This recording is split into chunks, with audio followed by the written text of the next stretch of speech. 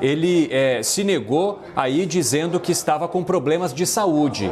Então, eu peço que o pessoal só fale um pouco mais baixo aqui no corredor para que não atrapalhe aqui a nossa entrada ao vivo. Então, mais cedo, a defesa também pede ainda que ele não seja obrigado a comparecer à comissão.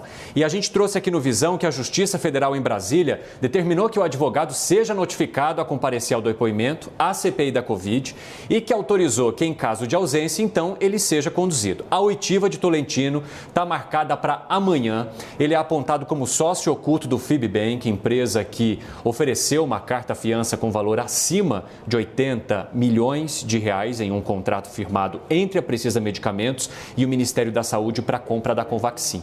A gente lembra, inclusive, que nos últimos depoimentos, ao falar dessa questão da Precisa Medicamentos, dessa intermediação do Fibbank nessa história toda, de que sequer ele teria esse dinheiro disponível para oferecer uma garantia tão alta quanto a de 80 milhões. Ou seja, de qualquer forma, fechando ou não o contrato, era possível que o Ministério da Saúde saísse no prejuízo caso esse contrato não fosse, de fato, cumprido pelas partes. Carla.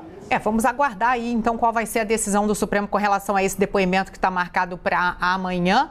A gente fica por aqui, o Visão terminou, mas vem aí o 360 com a Daniela Lima. Tchau, Evandro. Tchau, Carla. Uma ótima tarde para você que nos acompanhou também. CNN, a maior do mundo, líder em independência. Uma ótima semana para todos nós.